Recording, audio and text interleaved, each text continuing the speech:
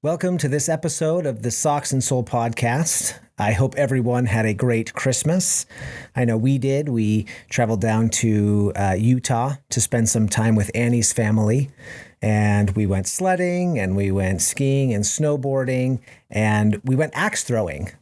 I've seen these axe places around, these little axe throwing places. And we've been wanting to do one. COVID has kind of sidelined some of that stuff a little bit, but we decided to leave the kids at home one night and as adults go out and grab some dinner and then do some axe throwing. And it was kind of awesome. It was super fun. It was a fun environment and they had some games and, it was pretty legit. It was a lot more fun than I thought it would be. So, and I did okay. I was surprised. I was able to hit the target pretty well and we had a good time with Annie's family and my in-laws and siblings and stuff. So we had a great Christmas. We traveled back up here to Spokane. And while I was in Utah, I was talking to my sister-in-law, Mary Black, and she has this she's just a really positive person. She's got a great personality. And despite all that, she has dealt with some of her own demons like we all have. And she's just really honest and authentic about what she has been going through and how it has helped her arrive where she's at today. Today, she's a nurse working in one of the busiest hospitals in Utah, in the emergency room, and she loves it. Yeah, I can clearly see how much she loves her job, which is very exciting. She graduated from nursing school earlier this year, as you'll hear from this interview. But she's not a business owner, but again, the real heart of this podcast is talking to people about how they took risks to make their lives better and how the struggle of the risk and overcoming the fear of trying something new and different led to them being in a better place today than they were however long ago they started their journey. So a couple of years ago, she decided to go back to nursing school or go to nursing school after she had already been working for a number of years in her field of athletic training. She's just really honest and really inspiring. She's dealt with an eating disorder when she was younger in her teenage years. And I just find what she has done and the way she has overcome it to be really, really cool. She's a great interview. So thanks for joining us on the Socks and Soul podcast. Let's go.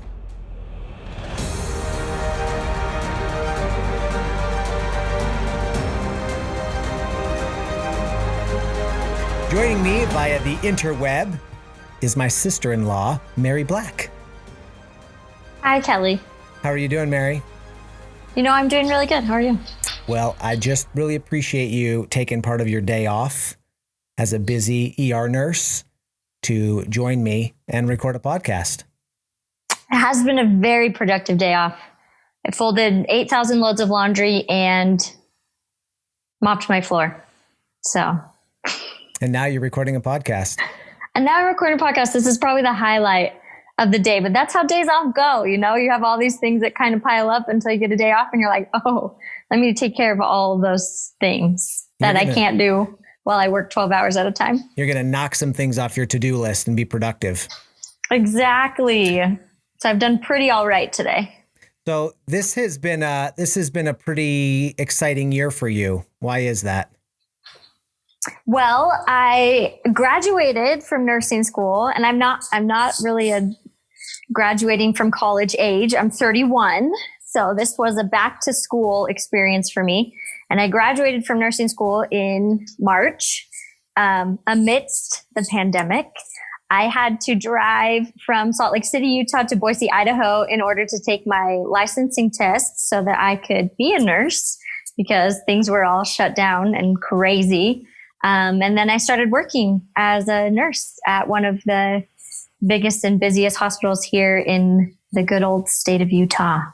So you live down in Saratoga Springs, Utah. I do. Now, you talk about being an old graduate, a 31-year-old graduate.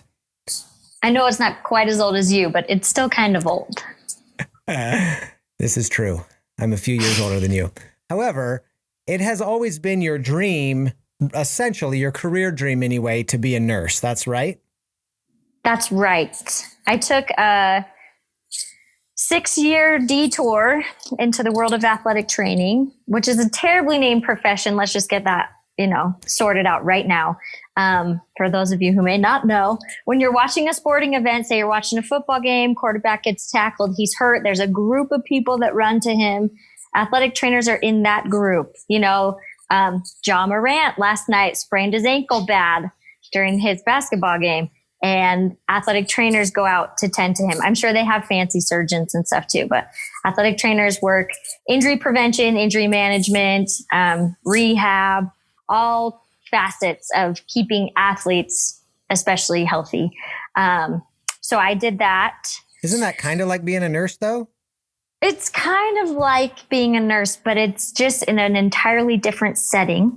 You can work in a high school. Many of the athletic trainers here in Utah also teach. They'll teach like an EMT class, so they'll teach anatomy or introduction to health professions or something like that. And then, it's their job to watch over practices and be at the school until 10 o'clock at night, till the basketball game's over, until the football game's over. Not a glamorous lifestyle, you might say. Also, universities, staff, athletic trainers. I interned for a year at Brigham Young University in Provo with their track and field and cross country programs. Traveled pretty much every weekend because there was a cross country season, an indoor track season, outdoor track season. I was dating my husband at the time, who I met through athletic training. So I can't totally diss the profession. He was an offensive lineman on BYU's football team, and I met him as an athletic training student. So that was a major blessing that athletic training brought into my life. It's worth noting that there is a somewhat size differential between you and your husband. 17 inches, 19 inches, something like that. Are you 5 feet tall? I mean, I like to say I am. But really, maybe you're 4'11"? Maybe, if we're being technical. So you're a very small human being. And when I met your husband, Jordan, he was still in a football offensive lineman body. So he's always 6'7", as he is today, but he probably weighed almost 100 pounds more than he does today. He was 300 and what? 330 pounds when we got married. He was an enormous guy. And it was kind of hilarious seeing you two together, frankly. Quite hilarious. It still kind of is. I forget sometimes. And then I see pictures and I'm like, oh, yeah, that's how we look. Like when you guys would cuddle on the couch, it was like me cuddling with my 5-year-old. I mean, it wasn't that bad, but it was kind of funny. We've been mistaken as like, father, daughter, big brother, little sister. So it's fine. It's whatever. So 7 years later, it's just how it is. That's one of the great things that came out of you graduating with an athletic training degree and working in that field for a while. Exactly. And then I went to work for 6 years as an athletic trainer for an orthopedic surgeon 5 years, in Provo. Is that a common field for athletic trainers to go? No, it's kind of a non-traditional role. They used us. I think we spoke more that orthopedic lingo than most nurses do. So they used us to run clinic. I scheduled surgeries. I got surgery prior authorizations through insurances. After being there for a couple of years, I functioned as his scribe. So I would go in the room with him and document the visit. I would kind of write his note for him. Which was an amazing learning experience for me because I watched him examine patients. I watched him go over MRIs. So that did nothing, less than pique my interest for wanting to be more involved in that process, if that makes sense. Yeah, for sure. So not that I was unhappy with my job, but I just felt a little bit stuck. I felt like I was going to be doing what I was doing for a long time. There didn't feel like there was much latitude in the athletic training field. And so one day out of the blue, I sent a text to my grandma-in-law, Sally, And I asked her, because she is the director of admissions at a vocational school here in Salt Lake, I asked her how much tuition was for her nursing program. And the bummer thing is with the vocational schools, it's really easy to get in, which is not the case with a lot of nursing programs here in the Salt Lake Valley. Most of them are very, very competitive, but they are very expensive. So the program where I went, I think usually costs about $52,000 for a 2-year associate's degree in nursing. And because Sally is an incredible human and I had some classes that transferred and such, I wound up paying about $6,000 to get my RN. So that was an incredible blessing. Yeah. And one of the biggest reasons why I was like, you know what, it would actually probably be unintelligent to not go do this. But that's not really what it was about for you. No, that's not really what it was about. It was a good kick in my pants though, to say, hey, let's go. Okay. And we'll come back to that a little later, but I want to rewind a little bit and talk about, that's a big deal because you were what, 29 or so at the time, 28, 29. You'd been working in 29. Your field for years. You were making pretty good money. And then you decided to make this switch. And that's a really important part, I think, of your interview. But I want to back up a little bit and talk about why you didn't follow that in the first place and what you learned from it.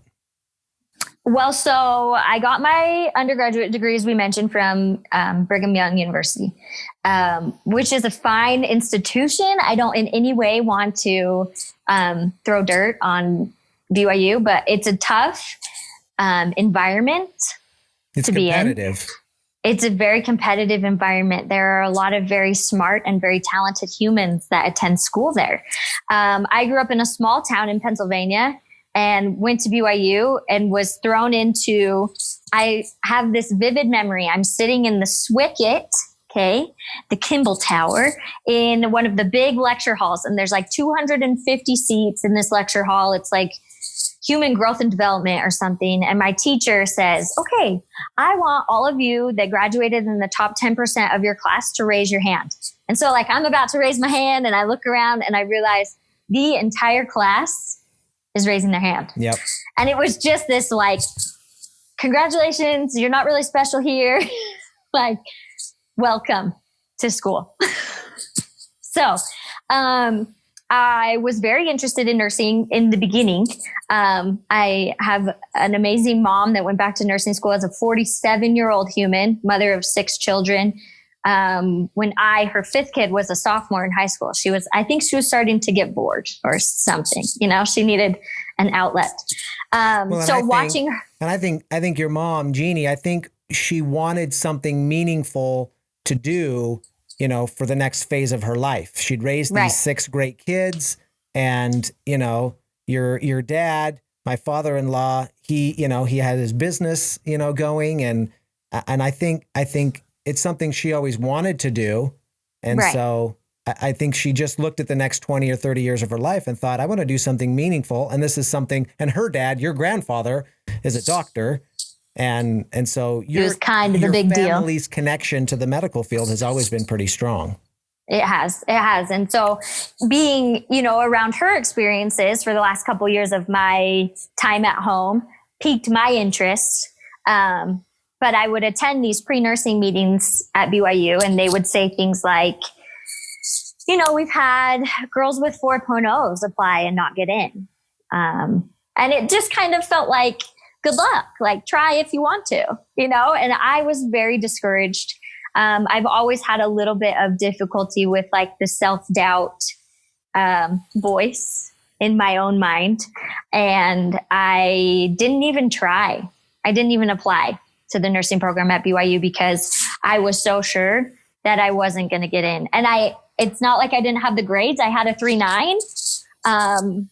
And, sometimes really smart people tend to have a little bit more difficulty with personal skills. And I don't feel like I struggle in that area. So I feel like maybe, me and BYU missed out on making a nurse 10 years ago instead of making one this year. So was it I mean, were you more afraid of not getting in? Were you afraid of the rejection, or did you really believe that you weren't good enough to do it? That's a very interesting question. I think more the rejection. Because you dealt a little bit with this image, stuff growing up, especially through your teenage years, didn't you? I did. I had a pretty, I don't want to say the word severe, but I mean a pretty intense eating disorder. I struggled with anorexia pretty bad my junior year of high school. And it's such an interesting thing to be a person that when you look at yourself, and I didn't know it at the time, but I know it now. When I look at myself, I don't believe that I see me the way that most people see me. There are a lot of biases in my own mind about myself that I've had to work through over many years, and that I still, on days when I wake up, I'm like, oh, listen, that voice isn't right. Let's listen to this thing that is true instead of whatever's telling you lies today because it's not a great day or whatever the case may be. So yes, that is something that I was familiar with coming into school as well. And there's always been a very perfectionistic quality. That's something you'll see in a lot of people that struggle with eating disorders, and especially anorexia. It's a very controlling, very, for lack of a better term, I know I just said this 2 seconds ago, but just that perfectionist quality is very, very common in people that suffer from anorexia, for sure. Well, and I think it's worth noting, that you as a 15, 16, 17-year-old, through the eyes of somebody who was, almost 10 years older than you, I viewed you as this hyper successful, very socially aware. You were remarkable at doing things that not all teenagers are good at, like communicating with adults. And I found you to be just as delightful and put together a teenager as I have ever known. And so to find out from and not only did you get good grades, but you excelled athletically. You were very good at accomplishing things that were important to you. You're very dedicated to things like running and school. And so when I found out that you were dealing with this image issue, it really was a shock to me. Because like you said, from the outsider's perspective, you were about as well put together teenager as I still to this day have ever encountered. Well, you're raising one too, just in case you didn't know. Hopefully I'm raising a bunch of them, but we'll see. I think that's oftentimes how it goes. And I think that's a big plug for, just giving people the benefit of the doubt and being kind and being the best that we can to each other. Is you just never know. You never know what people are struggling with or what is plaguing them. And I think that it goes a long way. If you think something nice like that about somebody, pull them aside and let them know. Be like, hey, I'm really impressed by this, or, and make it not about how people look. Make it about, the person they are or something they've done that has impacted you, the things that really matter. Yeah, absolutely. And that's the other thing is you have always been relentlessly kind, to the people around you. But it's always struck me a little bit how you had a hard time for a while finding that kindness and compassion for yourself. It was always easier. That you really wasn't your go-to, and you had to course correct a few years later. Mm-hmm. And looking back now, I don't think I would have done it differently. We talked about meeting my husband, and I had awesome experiences working as an athletic trainer. I mean, I've been on ESPN. How many people can say that? Right? Multiple times. So anyway, a lot of free stuff from BYU. The list is long, but, and it makes me appreciate where I am that much more. A lot of people, especially with nursing, get into the field and they're like, this is what this is like. They're like, oh shoot, I don't know that I like this. But my eyes were wide open. I knew exactly what I was getting into, and I could not be happier. I was telling my husband the other day, I was like, it's kind of nerdy how much I love my job. And he, of course, was like, yeah, it kind of is. He's like, yep, Mary, you're spot on there. Okay. You're right. But I just couldn't be more grateful for all of the experiences that have kind of led me to where I am. I really think that going through hard things makes you be able to connect better with people. I work in an emergency room and see people that struggle with addiction, with drugs, with alcohol. And I've never been down that road, but I've been down a road where my mind was controlling everything I did, contributing to very poor decisions. And I was believing things that weren't necessarily true that my mind was telling me, so I have a glimpse of how tough it is to overcome some of these things that not necessarily have I experienced. But I can kind of put myself in people's shoes. And I think that's a big part of having sympathy and empathy for people and to not burn out in this field. So important to be able to say, this person obviously is struggling. We see the same people in our ER a lot that come in the same situation. Either they're drunk or high or whatever, and they come in and they sleep it off and they go home, and we see them a couple weeks later.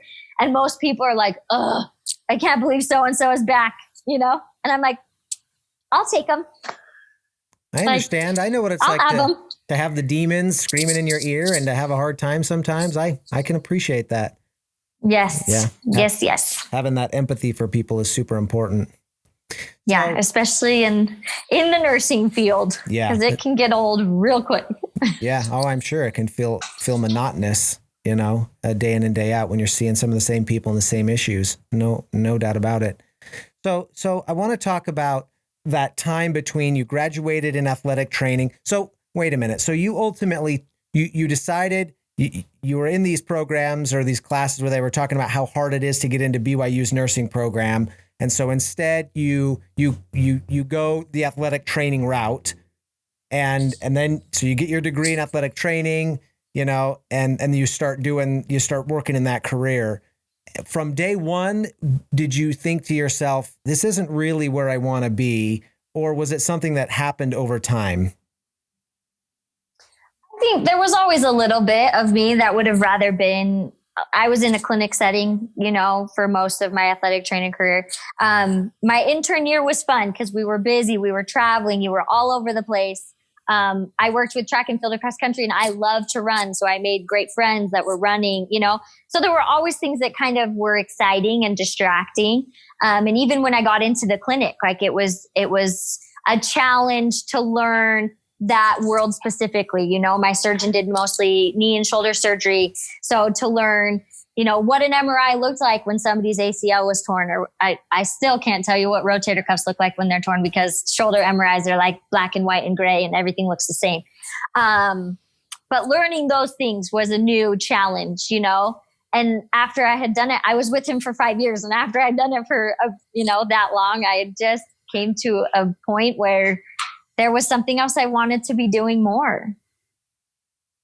So, for a lot of people, we graduate from college, we go work in our field. And I mean, 5 years that's a good chunk of time to be working and, and you're earning money and you're paying things off, or you're acquiring things, a house or a car or whatever. Or some people, they're paying down student debt. So the idea of turning around and going back to school and, and undermining a little bit of that progress and success, that's a tough deal. How did you deal with that? It really was. It really was. I kind of dealt with it in that like rip the Band-Aid off fashion. There wasn't a lot of time between me asking Grandma Sally what tuition was and her saying, we have an April start. I think I maybe asked her in February, and she said, we have an April start. Should I put you on the list? And in my mind, I'm like, oh, maybe I'll wait till July, because they did these quarters. So the next start would have been July. And, talking to my husband, we didn't have kids yet. And, he was like, well, this means we're probably not going to start a family till you're 31 years old, And I'm like, oh yeah, that doesn't sound very good. And realizing that I had to go find a job that was going to have flexible hours and probably not as good of pay. There were a lot of things that made this sound not very attractive. And just the fact that anyone out there that's been through nursing school knows it's not that fun. Like the 2 years that you're in school, they're not that fun. It's wild. Like the time management portion is just insane. You have classes, labs, clinicals, simulations. I mean, just crazy. The schedule's crazy, And at that point, I didn't know that, and I hope I still would have signed up if I did know that. But I just didn't really let myself take the time to think about how off-putting this was going to be, because I had this great opportunity and it was just kind of a grab it and go situation. Because if I would have overanalyzed, I don't think I would be in the same position I am today. How do you tell people not to overanalyze when they're making big life decisions like this? Because the whole purpose of this show is to convince people to, take leaps of faith and to do things that they want to do, things that they've been thinking about or dreaming about. I talked to a lot of people on this show who they feel like they're being compelled or called to do something, different than they're doing, which is your case. Mm-hmm. How do you deal with the risk and the uncertainty of going in a direction like that? How do you assess that? And what would you tell people? Well, I think the biggest thing for me was looking at my previous 5 years of life and knowing that nursing was always in the back of my head. Like, have you ever, I don't know if this is for you, it's probably like technological gadgets, but like any like female that's ever gone shopping and you see that one thing, the shirt or the pair of shoes or whatever it is, and you think about buying it and you're like, no, I don't need it. I'm good. But then you leave the store and you still think about that thing, until like either the opportunity's gone because they no longer have it, or you go back and you get that thing so you can stop thinking about it, So yeah. I think that was kind of a big thing for me is that I never stopped thinking about nursing. It was always there in my mind. It was always kind of my deep, dark desire. And the other thing was to have people around you that believe in you and that think you can do all the things that maybe even you don't think you can do. My husband is great that way. He's a very like no nonsense type of a guy, So when I say I want to do something, he's like, of course you can. If that's really what you want to do, of course you can. I've run a couple marathons, and one of the biggest reasons I have is because of him. We went and watched his dad finish the Salt Lake City Marathon. And I looked at him and I said, I think maybe I could do this. And he looked at me and said, of course you can. So I think having those people too that will fill in our gaps, when we really are lacking, that we can kind of like lean on them and say, if that person believes in me, maybe I should have a little more faith in me too. And maybe I really can do this scary thing. Yeah, that's a great point. Fill your life with people, who will believe in you and help you follow your dreams. I think that's really, really good advice. I think that really having people in your life that believe in you, even when we don't believe in us, are pretty priceless. Yeah, absolutely. Okay. So you quit your job, you start mm-hmm. nursing school. Mm-hmm. In terms of a financial hit, it was probably significant, right? Half, I think. I was making about half of what I was making. Yeah. Before I went to school. And we also moved from an apartment to a townhouse that summer. So that was a big change in financial responsibility. So there were a lot of things that were a little bit stressful. But still, it was just a bigger I don't know. Some things are bigger than money. And thankfully I have people around me that if we would have needed help, I probably could have gotten some help. Yeah. That's not my favorite thing to do or to ask for. But you know, we made it work. I worked kind of weird jobs. I was a residential coach was the title at a residential treatment center for teenagers, which like bless everyone that works in that arena, but that is so not my population. Like I had the hardest time with these kids. I was just like, oh my gosh, like you guys are the worst, like mean on purpose, just like, no fun. And I worked from 3:00 in the afternoon to midnight, which anyone who knows me knows that like, I like to be asleep by about 8:30, you know, maybe 9. So that was hard. And then I got my foot in the door at the hospital that I work at now, Intermountain Medical Center in Murray, Utah, transporting for the radiology department. So I would go and pick up patients and take them down to their x-ray or their MRI or their CT or whatever it was, and then take them back up to their room. And that was, I did that for a couple months. And then, so after my transporting gig, I got a job as a glorified babysitter. It was called a patient safety attendant. It was a non-clinical position. So you didn't have to have any medical knowledge whatsoever, but there are patients in the hospital that are either, you know, confused for one reason or another, or anyone that's there with like an attempted suicide situation gets a sitter is what we call them. And you sit in their room and you make sure they don't, you know, the confused people, you make sure they don't pull out their IV lines or their catheter, you know, those types of things, or people there with suicidal attempts. You're there to keep them safe, you know? So I did that. Was there any point in, you know, when you had started this 2-year process of nursing school where you thought, I don't know if this is what I signed up for. I don't know if this was a good choice. Did you ever doubt your decision?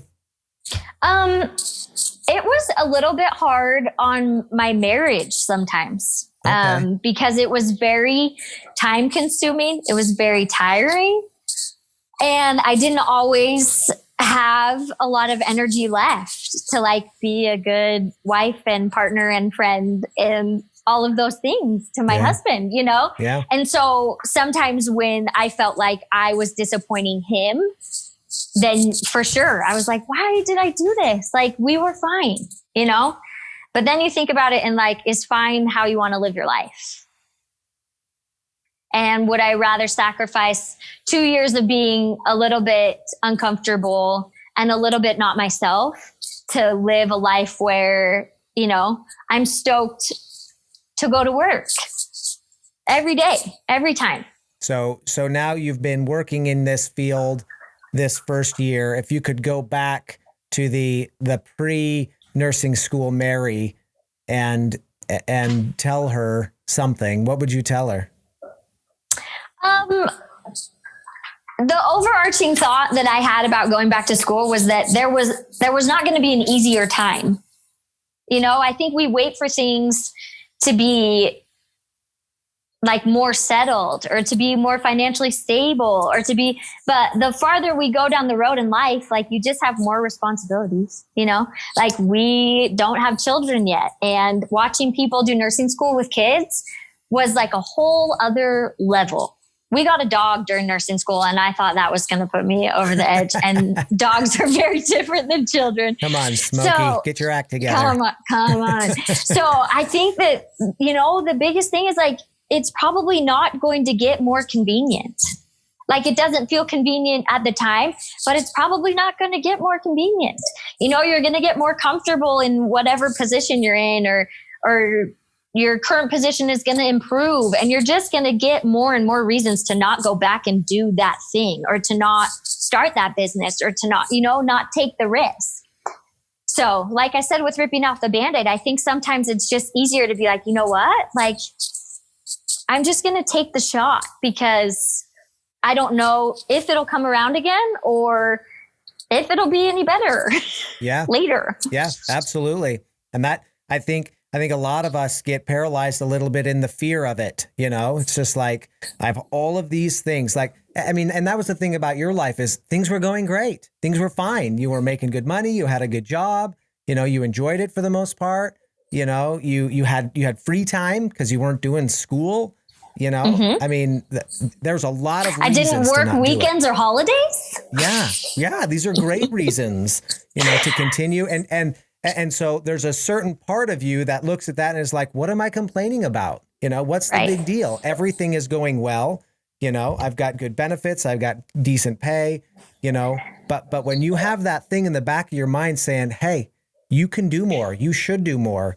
It's a tricky game to stop and look and go, okay, in order to make this better, I've got to make some adjustments and I've got to disrupt what's going well so that I can readjust and make it go even better.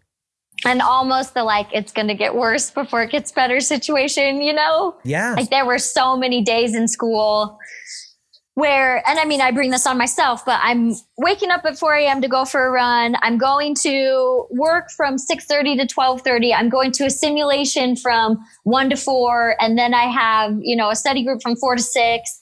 And that's an entire, you're not home till 8 o'clock at night and you left your house at 5 in the morning. And, you know, it was just a wild ride. And I sincerely hope that anybody that listens to this story and takes a risk enjoys the payoff as much as I have enjoyed the payoff, because I can't tell you a time that I felt more like I'm in the right place in my life. You know, every time I go to work and I meet patients and I interact with patients and can I tell you a work story? Oh yeah, please do. So I had a really nice guy come in a couple weeks ago who we can measure oxygen saturation, right? You put the little probe on your finger and the best is 100%. And we want everyone to be at least above 90. Most places where you're not at altitude, people like you to be like 95 or above, right? So I get this guy from an ambulance who his oxygen saturation is 79. And he's also on a high delivery oxygen like setup. He's got a bunch of oxygen coming into him and his saturation is still in the toilet. It's in the toilet. Okay. So I received this guy. I'm still orienting in the emergency room. I received this guy from the ambulance and was amazed. I hate to like toot my horn, but I'm going to toot just a little bit because, you know, we've been through this long process and it's okay. It's okay to acknowledge our successes. Yes. So I call my respiratory therapist and I say, hey, I just got this guy. He's on this much oxygen by this delivery system. His stats are still really bad. I need some help. He comes right over. He gets this guy set up on a system that only the respiratory therapist can really deal with. And we've got his stats going up a little bit, you know? And then from his story, we decided to get a chest x-ray really quick just to see, because he said he had sudden pain that morning in his chest. And so we get this chest x-ray and his lung is collapsed. Oh, wow. And so I call my doc. I'm like, hey, I've got this guy. The term is pneumothorax. Okay. So he's got this collapsed lung or this pneumothorax. And so my doc comes in right away. We set it all up and we get a chest tube in this guy, which is not a pleasant experience. Okay. I can you imagine. Take a tube, you shove it into someone's side through their muscles, through their ribs, into the space where their lung should be to let the air out so that their lung can re-expand. Wow. So all of these things are happening. I'm trying to talk to this guy.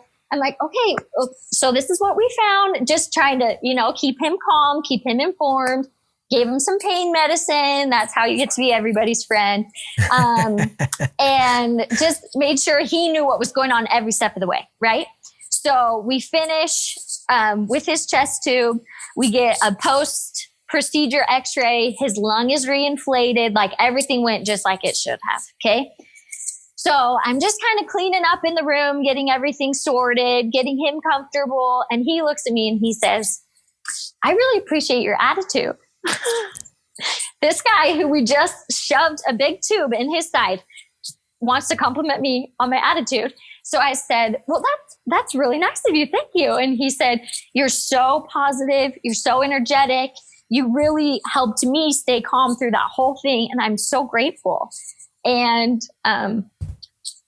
so I didn't get emotional then because I'm kind of getting emotional now. I laughed and I said, well, I appreciate your attitude because we just kind of stuck you like a pig and you're grateful. And he laughed and, but it's experiences like that where everything has come together and I feel like I've made a big difference. Cause I feel like getting the ball rolling on that guy was a big deal. He was having a pretty, like an actual medical emergency. And being able to use what I've learned and all of those things that I worked so hard for made a big difference in his life. It's a beautiful story, Mary. And, it's so exciting to see you in this position now where you're really, we were just together over the last week and to see the change in disposition for you having done all this hard work and now really enjoying the fruits of it in a field that you can just tell, you just love it. And this is somebody that's already annoyingly positive, to have you even more excited about what it is you're doing and the way that it has come about. I would, man, oh man, you're the kind of nurse that everybody dreams about having. If they have to go in and have somebody stab them, it might as well be the one who is relentlessly happy and positive. I just love that story. I hope so. Even just, I had a patient tell me at the end of a shift, it was probably 5:30 and I had worked from 6 a.m. and was off at 6 p.m. And she was like, what shift are you working today? And I said, I got here at 6 a.m. and I'm almost done. And she said, how do you still have any energy? And, just to be funny, I was like, well, this is kind of my baseline, but that was kind of true. And we just laughed about it, and I really enjoy being in that position. Something awesome about nursing is you see somebody at one of their worst times of life. I just through training in the emergency room have seen some rough things. For some reason, I am excited to be the person that gets to try and make that a little bit better, for them, for their families, for whoever is involved. I am happy to take on that responsibility and, shoulder some of their hardship and be with them through that. Yeah. And, that's just totally different than what I was doing before, and I wouldn't change it. I wouldn't change it, even though nursing school was crazy. Even though, working the jobs I worked was not fun. I wouldn't change any of it. I don't think. It's so great, man. I'm so happy for you. And I'm so glad that you had the courage to I don't know if calling it a course correct is the right term necessarily, but have the courage to hit the blinker and take a detour that got you on a path that you clearly are really designed to be on in a field that really is important and meaningful to you. I always say that not everybody is designed to be an entrepreneur, which is true, but the other thing that's sure heck is true is not everybody is designed to be a nurse. Unfortunately, not everybody is a nurse who was designed. Not everybody who is a nurse was designed to be, yes, exactly. to be a nurse. Yeah. Yep. But I just think, like you said, it's scary, but it has paid off for me in such a big way. And so I just hope that, whether it's a business venture or a relationship venture or whatever it is, taking those risks can have such an awesome effect on our lives and impact on other people's lives. Like you just never know. And looking at my life now, I have so much more opportunity open to me. There are ways to further your education in nursing that I didn't have with athletic training. I think ultimately I would love to be a nurse practitioner. They practice kind of more on their own. They can even practice not under a doctor's license, so that's kind of, I don't want to say fully autonomous, but it's pretty autonomous. And that was just not an opportunity I had, and that excites me as well. And I think that that's something to hold on to in life too, is just always be excited to be learning and to be growing.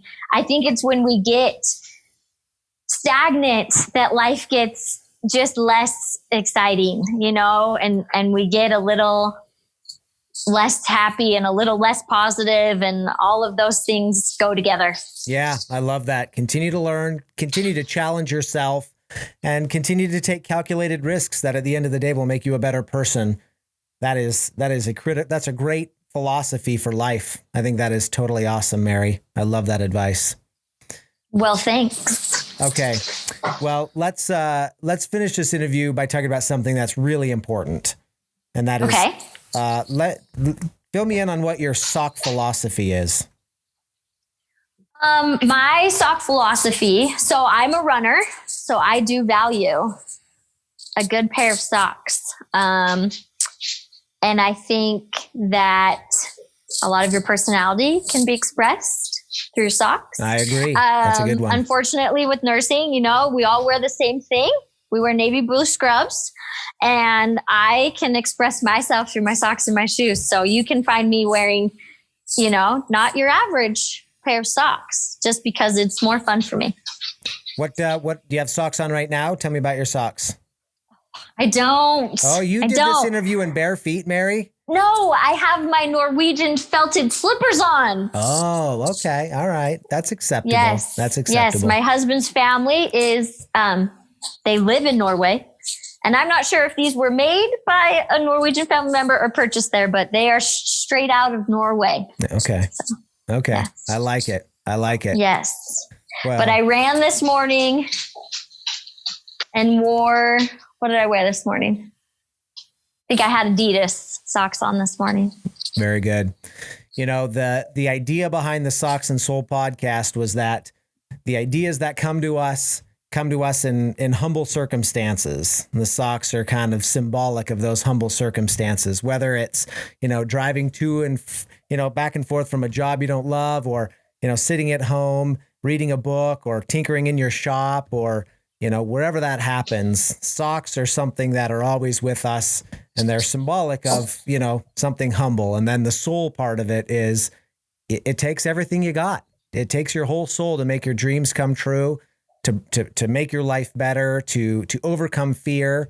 And so it's one of the reasons that I love socks. And I love your line about you can show your personality with your socks. That is so true. Yes. And this is why I need to own so many socks and shoes. So if you ever see my closet, it's my only outlet at work. Okay. So don't judge. I don't have a lot of shoes, but I do have a lot of socks. And someday when I'm really wealthy, I'm only going to wear new socks. Every day, I'm going to wear a brand new pair of socks. Well, I think you can donate lightly used socks. You can make that into your own charity effort. Absolutely. Mm-hmm. Here, you can have these socks. I've only worn once.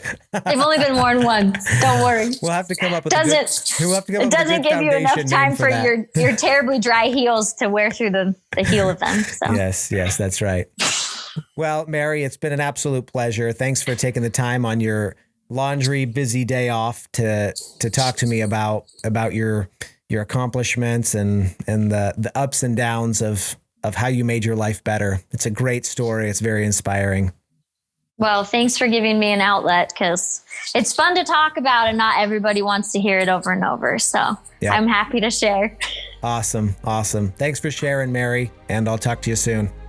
Sounds good. Thanks, Cal. The Socks and Soul podcast is a production of Ditto Film Media. If you enjoy this content, be sure to give it a 5-star rating on Apple Podcasts. Join the conversation on Facebook at Socks and Soul Podcast.